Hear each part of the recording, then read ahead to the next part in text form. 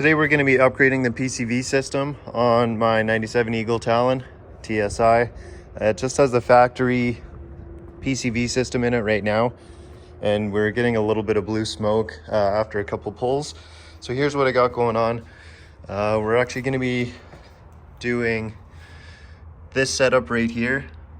This is on DSM tuners. So as you can see here, we're still using the factory PCV valve, and it's going to be running into a catch can, which is going to be this guy right here, just an Amazon special, and then to a check valve right back into the intake manifold. And then on the valve cover side, charge air side, we're going to be running from two lines out of the valve cover into a catch can with one outlet back into the intake. So this is going to be a dual sealed catch can system. So we're still utilizing vacuum so we don't smoke at idle. You can read a lot about it if you guys want to look into it. There's a whole article on this, and so a lot of good information. So we're going to be running that guy. So I'll show you what I have here for this. I do have a new valve cover. It has welded on fittings already. So I have, these are NPT, I believe 3/8 NPT, and I'm going to a -10. So we're going 3/8 NPT to -10 to my catch can. This is a Nuke Performance catch can. There's not a lot of options out there for a 3-port catch can with 10 AN inlet and outlet. So this looks like a really nice can. It's really well built, really well made. This is actually currently using an outlet, but you like a vent to atmosphere type setup, but you can unscrew this and put in another 10 AN fitting. So that's what we're going to be doing. There's still that mesh filter in there. So we're going to have 2 inlets here off the valve cover, the outlet coming off of here into my intake for my turbo. It does have a dipstick.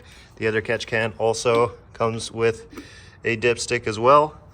So I got my AN kit here, bunch of fittings, got some vacuum hose for this guy, and yeah, we'll get cracking. So first things first, going to be installing the new valve cover. I already have all the old stuff wiped off. You're just going to want to use, if you can use a nice little X-Acto blade or a razor blade just to get off the old gasket maker. And then you're just going to want to put a nice little tiny bead there, and then get all of those corners on the cams there, and then you can just go ahead and put the valve cover on. Just about wrapped up here, guys. I got the valve cover on and the catch can's mounted. I'll show you guys that in a minute, but I did run into some difficulties with the valve cover and the bolts. I had to run and grab new bolts, and that is because the bolts that came in my valve cover have this jacket on them, which do not fit inside there. So I had to run and grab new bolts. And also you'll notice how much thicker my valve cover is where it gets mounted. So you have to buy different size bolts. I believe those are 25mm bolts, where these are like 40. So just something to be aware of if you guys are going to be doing yours. And then we've got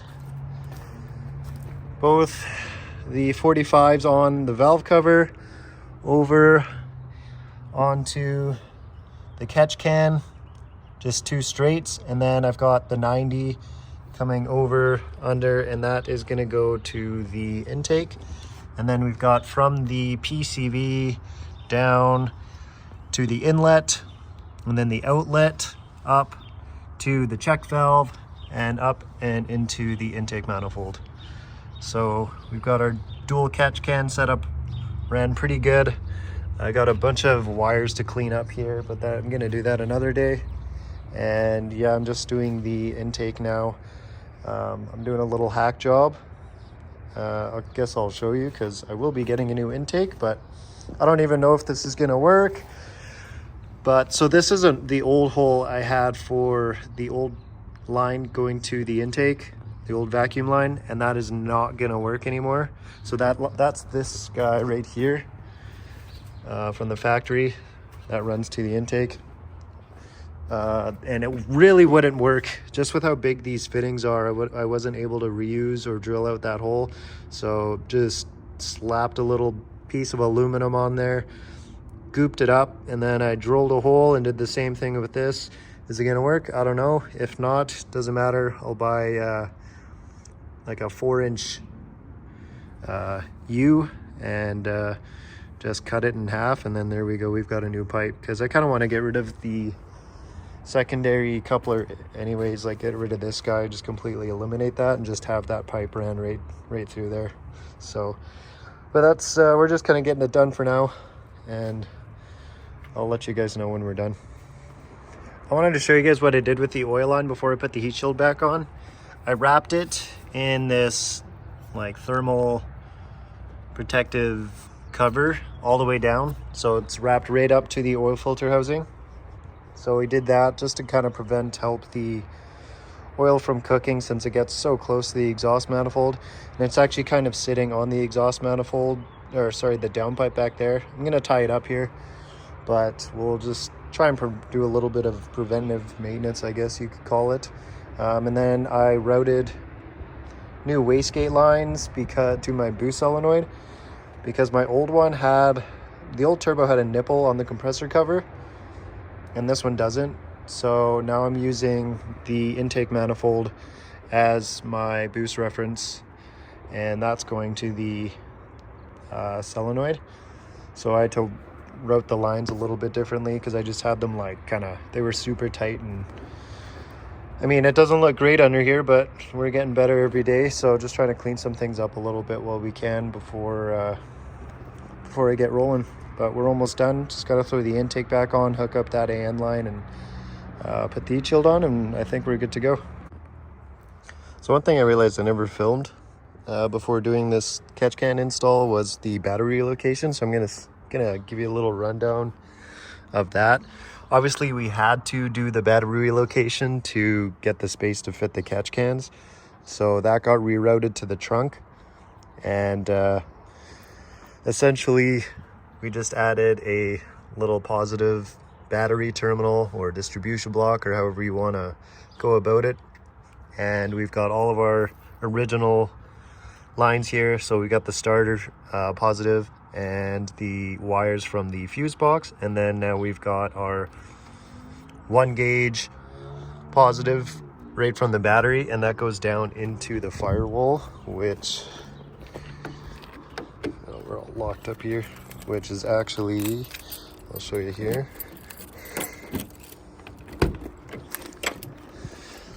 underneath here.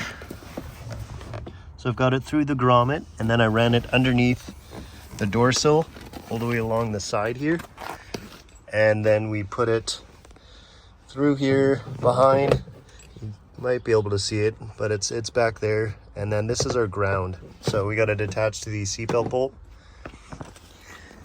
And then I'll show you what the trunk looks like. So we got the 3 wires coming in. This is for my fuel pump rewire, so that's the positive to the battery from my fuel pump. And then we've got the positive cable here that goes to a circuit breaker, and then from the circuit breaker to the battery positive. So we can just kill it whenever. It's currently killed right now. You just turn it on like that, kill it like so, and then we've got our ground right to the battery. There's the battery box. We have all the wires super long right now just because we were doing it in a time crunch. That's kind of why I didn't film anything, is because it was kind of raining while we were doing it. So we really had to make it quick. I will be shortening a lot of these. We also weren't sure if this was going to be a permanent location for this thing, because we were using my buddy's box while mine was being shipped, and we ended up just trading. So I think this is where it's going to sit, so we're going to have to clean all that up. But yeah, there's the quick rundown of my battery relocation. And again, we'll be cleaning this up and maybe using this bundle of wires for a subwoofer. I did have a sub back here, but it was just a really big box and I kind of want something clean, so I want to clean it up. One thing I did, and I'll kind of show you, and again, we still haven't cleaned it up yet because we were on a time crunch, but we actually drilled out, so if you look in your trunk, if it's still factory, you'll have the spare tire mount, and we actually drilled all of it out, and they were a bitch, so I drilled them right out instead of just the spot welds. They were a real big pain in the ass, and that thing was really difficult to take off, so we're gonna weld these up eventually. Maybe just put some sheet metal, I don't know, cover it up, clean it up, sand it down, paint it up, whatever. But yeah, we'll be covering that up eventually. So that's how we got all the space back here for it too. So that's something you might want to consider if you guys are going to do this. But really simple, and I mean, it works. So makes a lot of room up front here if you guys need it, and if you're going to do a dual catch can setup like I did, you are definitely going to need it. So yeah, let me know what you guys think. Then I also did an oil change with 10W30 AMSOIL Dominator oil, and I also added a bottle of Ceratec in there, and this stuff's really good at getting rid of like lifter tick and stuff, so I added that in there. And then I did a bunch of fluid coolant flushes, and tried to get all of the antifreeze and everything out of there, all the old stuff. So I did like 4 or 5 coolant flushes, and then I put all of this is like four of these jugs in there. So, well, three jugs basically. So now we're all full of super cool water wetter. And along with that, just to try and reduce some of our temps, I put in a 170 thermostat. So now we've got that and the water wetter in there, hopefully to reduce some of those coolant temps we're seeing on the highway. But I do need to get some ducting in here between the AC condenser and the radiator. So that's next up as well. And hopefully we can get some nicer numbers. It looks pretty good right now with coolant wise, but I mean, we also got a lot colder weather lately. It's not like 35 degrees anymore. So we just did the oil change, and I actually pulled out the catch cans just to see what kind of level they were at. And this is from the Nuke Performance catch cans. So we've got a nice baffle there. We've got that nice mesh filter outlet, and this is on the valve cover side. And so it didn't catch too much, but it looks pretty gross in there. This is after 3,200 kilometers, by the way. So I changed my oil a little early, but I wanted to do that anyways, and I'll probably keep doing that. And here is on the intake side. So this is our PCV side. So it's actually catching a lot of oil. So I'm glad we have that there, but we'll drain those out. Looks like they're doing a pretty good job, so we'll keep up on that. Make sure we drain those every oil change. This one's got a lot of capacity in it, so we don't really necessarily need to keep up on that one, but this one's filling up rather quickly, so we'll monitor that guy. But that's gonna do it for this video. We got the catch cans in, oil change done, battery relocation, so stay tuned for the next video, guys. We'll be doing some more fuel stuff and tuning, dyno, etc. So stay tuned for that. Till next time. Real quick before you guys go, I just wanted to show you the consistency of the fluid that was in there. So we've got a little bit of water separation there on the bottom, some pretty gross stuff, and it's just, yeah, real slimy stuff. So we probably got some fuel in there, definitely got some oil in there, and definitely got some water in there, but that's what came out of that catch can.